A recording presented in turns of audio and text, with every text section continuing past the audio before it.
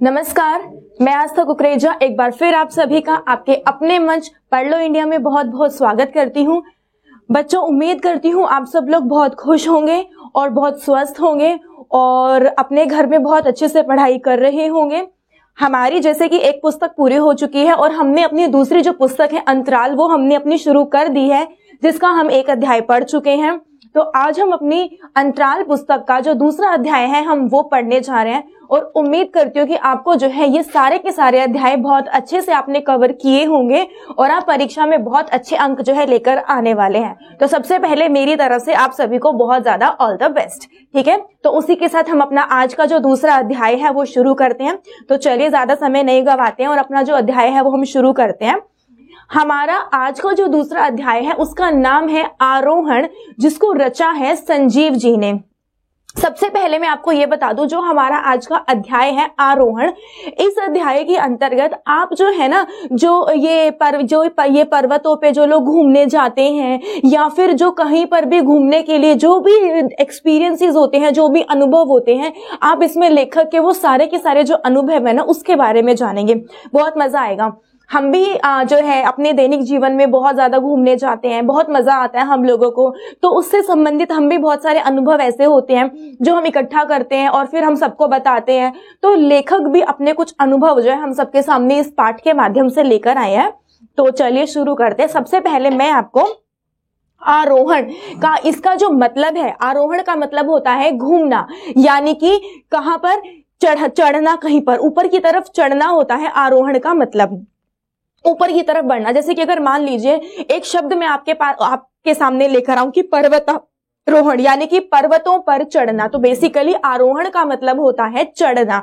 कहां पर चढ़ना देखते हैं अब इस अध्याय के अंतर्गत हम वो जानेंगे।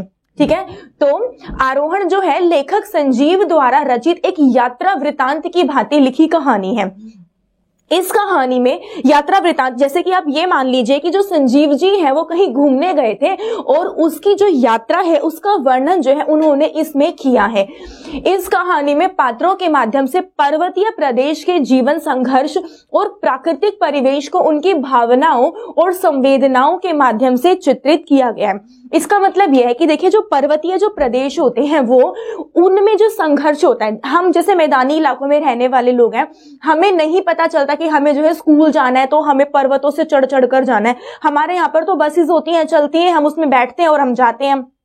उसके अलावा हमारे यहाँ पर जो खाना है उसकी भी कोई समस्या नहीं होती है, पानी की भी कोई समस्या इतनी ज्यादा नहीं होती है। एक आधी बार कभी हो जाती है तो कोई ज्यादा बड़ी बात नहीं होती है, एक आधी बार हो जाती है ये सब चीजें। उसके अलावा जो बाकी सारी सुविधाएं हैं अस्पताल की, स्कूल की या कोई अन्य जो हमारे आसपास सुविधाएं, सड़क बनाने की, मतलब सब कुछ तो हमारे यहाँ पर है।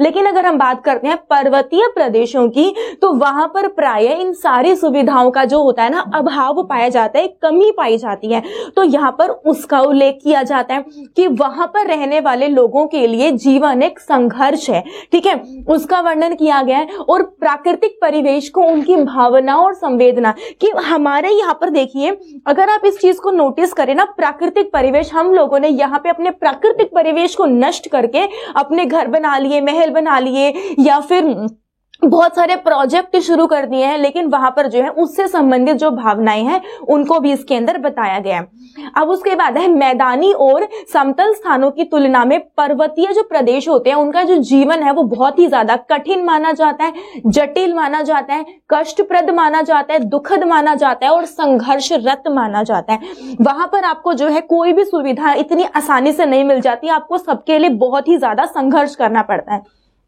उसके बाद इसी संघर्षशील जीवन का सुंदर जो विवरण है वो इस कहानी के अंतर्गत किया गया। अब इसके कुछ पात्र हैं जो कि बहुत ही मुख्य हैं, तो इन पात्रों का जो उल्लेख है वो यहाँ पर किया गया। सबसे पहला जो पात्र है वो है भूप सिंह, जो कि कौन है, रूप सिंह का बड़ा भाई और महेश का पिता।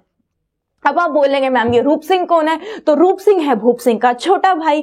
उसके बाद है शैला, इसमें एक और चरित्र है शैला, महीप की माँ और भूप सिंह की पत्नी है शैला। ठीक है, अब आप बोलेंगे मैम महीप कौन है, तो महीप जो है भूप सिंह और शैला का बेटा है। अभी हमने पढ़ा है कि भूप सिंह, यहाँ पर अभी तक हमने देखे दो भाई हैं, एक भूप सिंह एक रूप सिंह है। जो भूप सिंह है वो रूप सिंह का बड़ा भाई है, रूप सिंह जो है वो भूप सिंह का छोटा भाई है, शैला महीप की माँ है और भूप सिंह की पत्नी सैलानी है और जो महीप है वो भूप सिंह और शैला का बेटा है।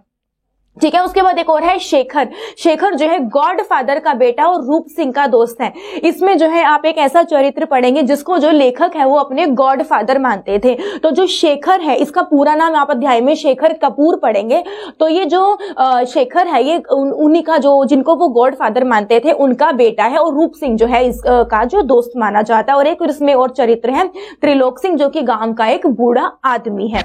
ये इस अध्याय के कुछ चरित्र हैं। उसके बाद हम इस अध्याय को शुरू करते हैं। देखिए, बहुत समय ऐसा होता है कि जो लोग होते हैं वो रोजगार की तलाश में अपना जो घर है वो छोड़कर बाहर आते हैं, जाते हैं और रोजगार पाकर समय समय पर अपने घर लौटते हैं। ये हमारी जीवन शैली का बहुत ही ज्यादा महत्वपूर्ण हिस्सा है। जब लोग रोजगार की तलाश में जो है अपने घर को छोड़कर किसी अन्य जगह पर जाकर जो है वो बसते हैं, उस समय उनके मन में खुशी भी होती है, हर्ष यानी कि खुशी होती है, गर्व का भी भाव होता है कि हमने जो है अपने बलबूते पर या हमने जो है अपनी मेहनत के बल पर नौकरी हासिल कर ली है। लेकिन उस समय रूप सिंह को एक अजीब किस्म की लाज हुई, एक अपनत्व और झिझक की जो भावना है वो पैदा होने लगती है। होता क्या है कि रूप सिंह ना कम से कम 11 या 12 साल बाद जो है अपने गांव जाता है जिसका नाम है माही। और मतलब ना रूप सिंह अब माही नामक गांव में नहीं रहता है और वो रोजगार की तलाश में, क्योंकि उसके गांव माही में इतना ज्यादा अच्छे से रोजगार नहीं था, तो वो उस रोजगार को ढूंढने के लिए शहर चला गया और अब वो शहर में रहता है। और शहर में से अब वो करीब 11 साल बाद अपने गांव माही लौटा है और 11 साल के बाद जिस गांव में वो उसने बचपन बिताया, पला बड़ा, अब उसी गांव में उसको बहुत अजीब सी लाज आ रही है और उसको जो है एक झिझक की भावना हो रही है। होता है ना कई बार जब हम अपनी जगह को छोड़कर कहीं और रहते हैं तो हमें अब वो दूसरी जो वो जगह होती है उसमें थोड़ी बहुत ऑकवर्ड सी फीलिंग आने लगती है। तो लेखक के साथ भी यही हो रहा है, उसको अजीब अजीब सा लग रहा है। ठीक है, अब हुआ क्या था कि वो जो लेखक है वो पर्वतारोहण संस्थान में रुपए 4000 महीने की अच्छी नौकरी जो है उसको मिल गई थी, क्योंकि नौकर जो लेखक है वो नौकरी की तलाश में ही तो गया था और उसको जो है नौकरी जो है शहर में मिल गई थी। तो 11 साल पहले जो गांव है माही नामक गांव, वहां पर जो है भूस्खलन हुआ था और भूप सिंह के माँ बाप, खेत, घर सब मलबे में क्या होता है दब जाते हैं। भूप सिंह की बात हो रही है यहाँ पे, रूप सिंह के भाई की। तो उनके जो माँ बाप हैं वो खेत और घर मलबे में दब जाते हैं और किसी तरह भूप दादा जो है वो बस बच जाते हैं। ये दोनों बचते हैं और भूप जो है शैला नाम की लड़की से विवाह करके अपने जीवन की एक नई शुरुआत कर लेता है। और दोनों की मेहनत और लगन से जो है दोनों फिर खेती का काम करना शुरू कर देते हैं और जिसकी वजह से जो खेती है वो बढ़ती चली जाती है। और दोनों ने जो है पहाड़ को काटकर कड़ी मेहनत करी और उस मेहनत से झरने को खेत तक मोड़ने में जो है उन्होंने सफलता हासिल कर ली। उनके खेत में ना जो पानी की जो समस्या आती थी ना कि खेत में जो है ना प्रत्यक्ष रूप से पानी नहीं आता था, तो उन्होंने पहाड़ों से चीर कर रास्ता बनाया और उस रास्ते से उन्होंने वहां पर एक झरना बनाया और वो जो झरना है अब वो उनके खेतों से डायरेक्ट लगता है और अब वहां से जो पानी है ना वो सीधा उनके खेतों में जाता है, जिसकी वजह से अब उनको इतनी ज्यादा दिक्कत नहीं होती है। ये उन्होंने अपनी मेहनत के बल पर किया। उसके बाद सैलानी शेखर कौन था? जो कि लेखक जिसको गॉड फादर मानता था उसका बेटा शेखर कपूर। तो लेखक जो है वो शेखर और रूप सिंह जो है, अब जब लेखक जो है वो अपने माही गांव में पहुंचा तो उसको जो है अजीब सी झिझक हो रही थी अपने गांव में 11 साल बाद लौटने पे। अब होता है ना कि इतने साल बाद जब हमें शहर की आदत पड़ जाती है तो हमें पता लगता है कि गांव में तो हमें अपने घर जाने के लिए अच्छे से व्हीकल भी नहीं है। और लेखक को यह था कि वो अपने गॉड फादर के बेटे शेखर कपूर को अपने साथ में लेकर आया है, तो क्या उसको वो इतनी दूर पैदल चलाएगा? तो उसको ये वाली चीज ना बहुत अजीब लग रही थी। फिर ना वहां पर उसने देखा कि जो ऊपर जाने के लिए, पर्वतों पर जाने के लिए जो है घोड़े नाम की जो सवारी है वो है और वो घोड़े पर जो है ऊपर जा सकते हैं। तो उन्होंने घोड़े वाले से बात की और 200 रुपए का जो उन्होंने जो है तय किया कि भाई घोड़े वाला उनको जो है 200 रुपए में ऊपर लेकर चला जाएगा। तो एक घोड़े पर शेखर बैठा और एक घोड़े पर जो है रूप सिंह बैठा और वो दोनों के दोनों जो है गांव की तरफ, अपने गांव माही की तरफ घोड़े पर बैठकर वहां पर निकले। और जो सैलानी जो शेखर है, शेखर तो वहां पर घूमने के लिए आया था, वो तो सैलानी की तरह था। और जो रूप सिंह है वो घोड़े पर चलते हुए उस लड़के के रोजगार के बारे में सोच रहे थे जिसने उनको घोड़े पर सवार कर रखा था। अब यहाँ पर बात हो रही है उस लड़के की जो कि घोड़े वाला था। करीब 11 साल का लड़का था वो, जो घोड़ा चलाकर जो है लेखक को और जो सैलानी जो शेखर है उसको जो है ऊपर लेकर जा रहा था। करीब 11 साल का था वो, और वो लड़का खुद पैदल चल रहा था और उन दोनों को जो है उसने घोड़े पर बैठा रखा था और मात्र 200 रुपए में जो है इनकी ये सवारी तय हुई थी। तो वो दोनों जो है उस लड़के के बारे में सोच रहे थे कि कितनी मुश्किल से अपनी जीविका निर्वाह कर रहा है, कितनी मुश्किल से अपने घर को चला रहा है। उस लड़के का नाम महीप था और वो अपने पिता भूप सिंह से नाराज होकर स्वयं मेहनत मजदूरी करके अपनी जीवन यापन कर रहा था। अब यहाँ पर स्टोरी में ट्विस्ट आ गया, भूप सिंह तो रूप सिंह का भाई है और जो वो लड़का था वो महीप था। तो अब यहाँ पर क्या हुआ कि वो जो महीप है वो अपने पिता से नाराज होकर खुद मेहनत मजदूरी करता था और अपना जीवन चला रहा था। तो हम भी बाल मजदूरी के बारे में सोचते हैं, बच्चों की ये उम्र तो करीब 11 साल का बच्चा, ये तो पढ़ने लिखने की उम्र मानी जाती है। तो रूप सिंह ने पर्वतारोहण संस्थान में पहाड़ों पर जो है भली भांति चलना सीखा था, क्योंकि जो रूप सिंह है वो पहाड़ों वाले इलाके में रहकर ही माही नामक गांव में गया है, तो उसको जो है पर्वतों पर चलना बहुत अच्छे से आता था। वहां पर आधुनिक उपकरणों की सहायता से पहाड़ों पर चढ़ता था और यहाँ सिर्फ पेड़ पत्थरों के नाम मात्र सपोर्ट से शरीर का संतुलन बनाए रखना उसे कठिन लग रहा था। कि मतलब उसे ये लग रहा था कि पहाड़ों पर चढ़ने के लिए वो कुछ आधुनिक उपकरण, जिसको आपने बोलते हैं कि आज के समय के जो उपकरण है वो इस्तेमाल कर रहा था। क्योंकि ना पहले के लोग क्या करते थे कि पत्थरों पर अगर उनको पर्वतों पर चढ़ना है ना तो वो पत्थरों को ही खोद पान के रास्ता बनाते थे उसका।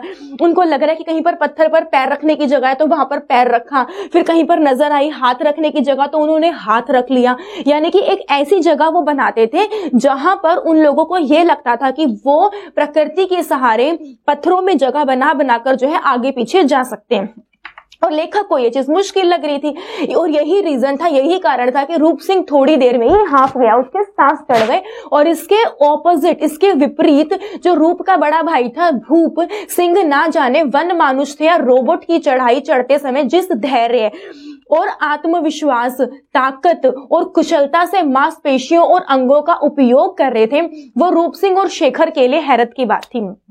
वहीं पे जो भूप सिंह थे, मतलब क्योंकि वो वहीं पर रहते थे गांव में तो उनको इस चीज की आदत थी। अब उनको वो रोज का काम है उनका, तो वो ऊपर बहुत तसल्ली से बहुत आराम से चढ़ रहे थे। तो उनको मतलब ऐसा लग रहा कि इतने पेशेंस के साथ, इतने आत्मविश्वास के साथ, उसमें इतनी ताकत लग रही है देखने में, इतने कुशल लग रहे कि उनके जो मांसपेशी और जो उनके अंग हैं उन दोनों का ही इस्तेमाल वो बहुत अच्छे से कर रहे थे।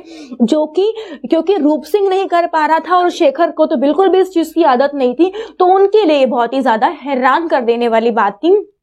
फिर रूप सिंह ने बूढ़े त्रिलोकी सिंह को बताया कि पर्वतारोहण संस्थान पहाड़ पर चढ़ने की नौकरी के लिए उसे 4000 रुपए प्रति माह तनख्वाह देती है।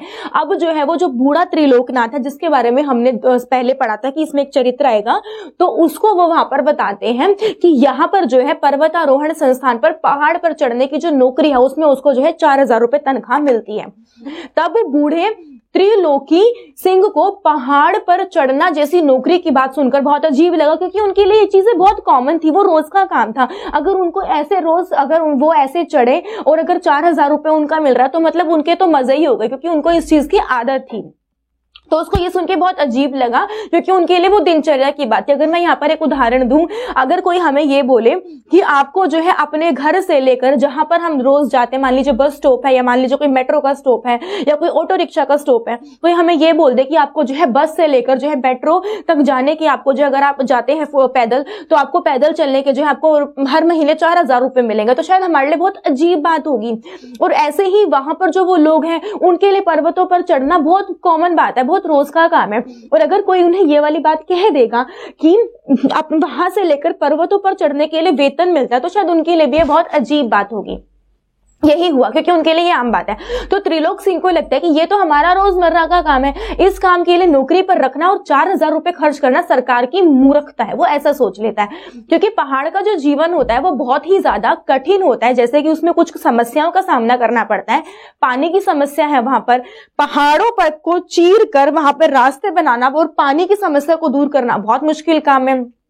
उसके बाद ईंधन की कमी, अब वहां पे हमारे यहाँ के साधारण जीवन की तरह सिलेंडर या गैस पाइपलाइन वो तो होती नहीं है, तो वहां पे ये ईंधन की जो कमी है वो बहुत ज्यादा सताती है। शिक्षा के लिए जो साधन है, किस तरीके से तो जो है ट्रांसपोर्ट का इस्तेमाल किया जाए, किस तरीके से तो बच्चों को सही समय पर लेकर जाया जाए, लेकर आया जाए, और बच्चों को वो जैसे कि अगर हम बात करते हैं नेटवर्क की, आज के समय में कोरोना के टाइम पे अगर हम देखते हैं तो टेक्नोलॉजी का यूज इतना ज्यादा बढ़ गया है, इतना बढ़ गया है कि हमने कभी इस चीज के बारे में सोचा भी नहीं था।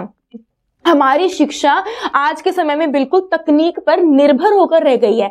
तो अगर ऐसे में अगर हम बात करते हैं पर्वतों वाले इलाके की, तो वहां पर नेटवर्क की दिक्कत है। लोगों के पास इस तरीके से हर घर में लैपटॉप या फिर जो सिस्टम है, जो कंप्यूटर है, वो घर घर में नहीं है लोगों के पास। इवन वहां पर लोगों के पास तो फोन भी बहुत कम है, लोगों के पास छोटे छोटे फोन है, तो उनके पास इस तरीके की सुविधाओं का अभाव पाया जाता है।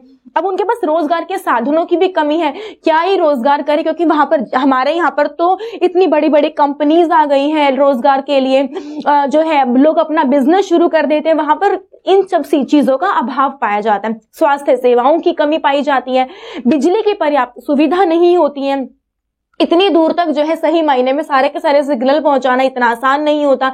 इन समस्याओं के दूर करके उनके जीवन स्तर को जो है सुधारा जा सकता है। तो यहाँ पर जो है उनके जीवन की जो समस्याएं हैं उनकी बात की गई है।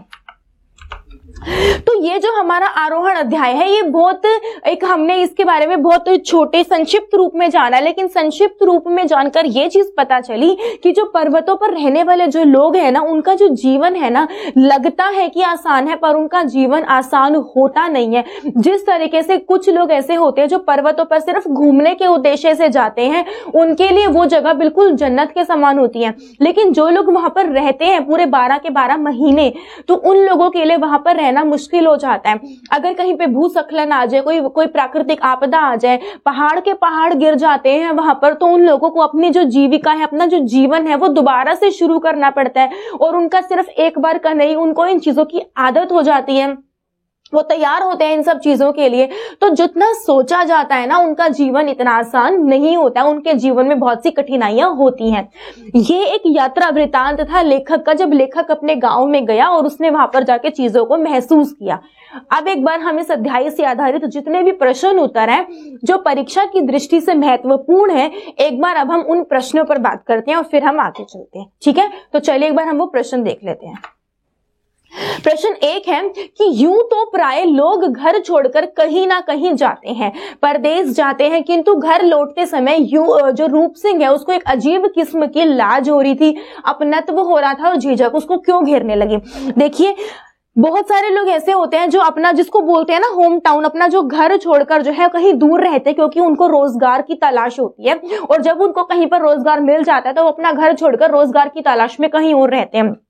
ऐसे में जब कुछ समय, क्योंकि इंसान को वहां पर रहते रहते 10 साल हो गए, 5 साल हो गए, तो जब उसके बाद जब वो अपने गांव लौटता है तो मन के अंदर ना एक खुशी भी होती है कि हम इतने समय बाद अपने घर वापस आए हैं, लेकिन एक अजीब सी जो है झिझक है वो होने लगती है और एक अजीब सा एहसास जो है मन के अंदर आने लगता है। तो रूप सिंह के साथ भी यही हुआ था कि रूप सिंह जो है वो घर छोड़कर नहीं गया था, बल्कि चुपचाप बिना बताए अपने घर से चला गया था।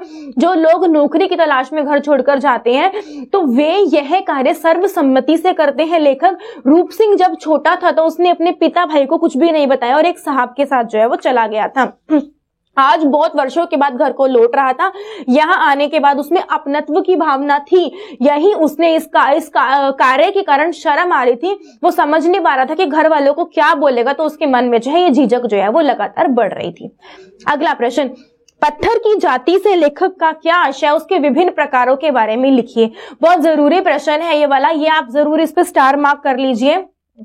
जरूरी प्रश्न है ये आपका कि पत्थर की जाति से लेखक का आशय पत्थर के प्रकार से है। जाति यानी कि पत्थर कितने प्रकार के होते हैं, तो पत्थर के प्रकार से बहुत में किस्म के पत्थर पाए जाते हैं, वो इस प्रकार के हैं। ये इंपॉर्टेंट क्वेश्चन है।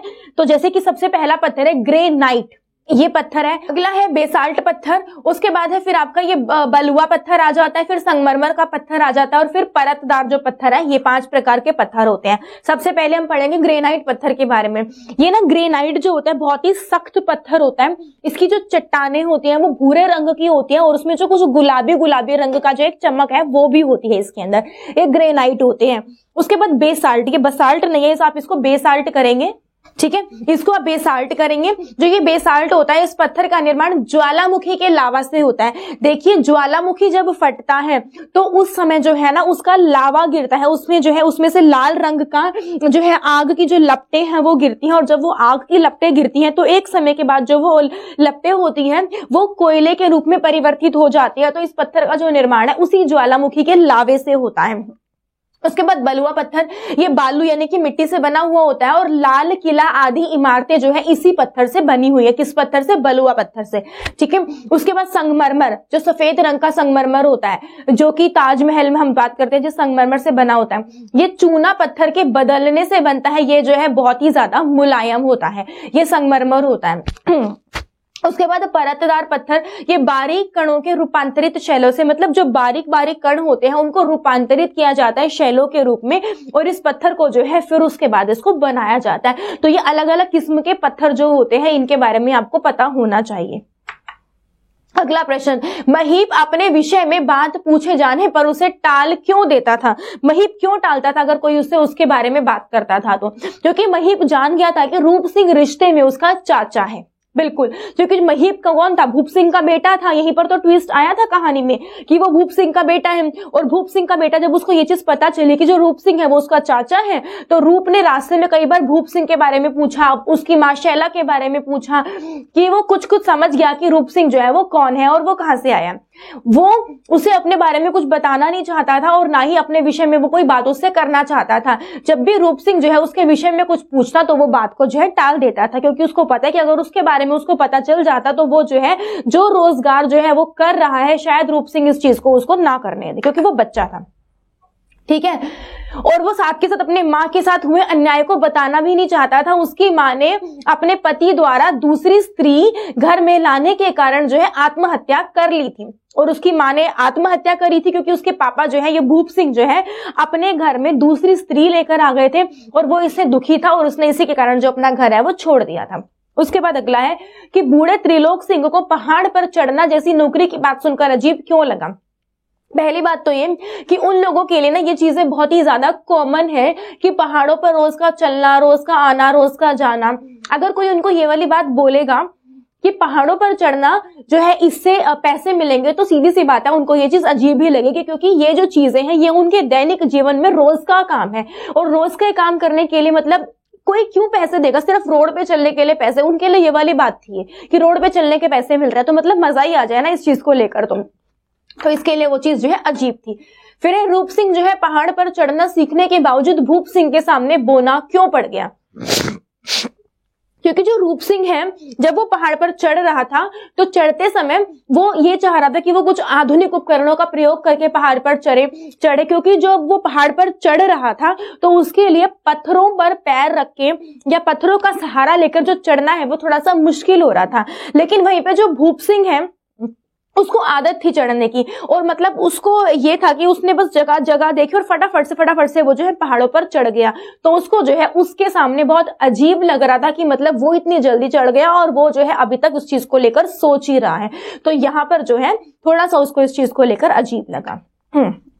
अगला है शैला और भूप ने मिलकर किस तरह पहाड़ पर अपनी मेहनत से नई जिंदगी की कहानी लिखी। जो शैला और जो भूप थे उन्होंने सबसे पहले अपनी शादी के बाद जो है खेती करनी शुरू करी, लेकिन खेती के बाद क्या होता था कि उनके घर में उनके जो खेत है वहां पर पानी की जो समस्या है उससे वो लोग जूझ रहे थे। तो ऐसे में उन्होंने पहाड़ को काट कर रास्ता बनाया, उस रास्ते पर जो है वहां पर उन्होंने झरना लगाया और जो झरना है वो सीधा उनके खेतों से उन्होंने जोड़ा, और जिसके बाद वो पानी जो है वो सीधा उनके खेतों में जाता था और उनको जो है इस तरीके से पानी की जो समस्या है उससे जो है उन्होंने छुटकारा पाया। तो यहाँ पर जो है उन्होंने मेहनत करी और एक नई जिंदगी जो है उन्होंने वो लिखी, ठीक है। उसके बाद अगला है सैलानी शेखर और रूप सिंह। इस समय जब रूप सिंह अपने गांव माही आया था तब वो एक सैलानी के रूप में ही आया था, तो उसने घोड़े पर चलते हुए उस लड़के रोजगार के बारे में सोच रहे थे, लड़के के रोजगार के बारे में सोच रहे थे जिसने उनको घोड़ों पर सवार कर रखा था और स्वयं पैदल चल रहा था। क्या आप भी बाल मजदूरों के बारे में सोचते हैं? हाँ बिल्कुल, हमारे यहाँ पर भी बहुत सारे बाल मजदूर ऐसे हैं जिनकी स्थिति ऐसी बनी हुई है। कुछ बच्चे ऐसे हैं जो 7-7, 8-8 साल की उम्र में स्कूल में जाने की बजाय मजदूरी करके अपना जीवन यापन कर रहे हैं, क्योंकि शायद उनके घर की परिस्थितियां ऐसी है कि उनको समय पर खाने के लिए 2 वक्त की रोटी भी नहीं मिलती है, और वो उस रोटी को पाने के लिए जो है सड़कों पर उतर आए हैं और वो लगातार मेहनत कर रहे हैं।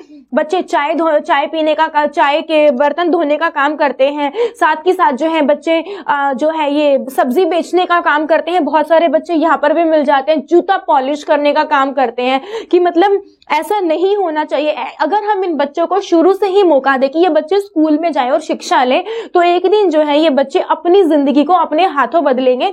इनको जो है पूरी जिंदगी ताउम्र ये काम करने की जरूरत नहीं पड़ेगी।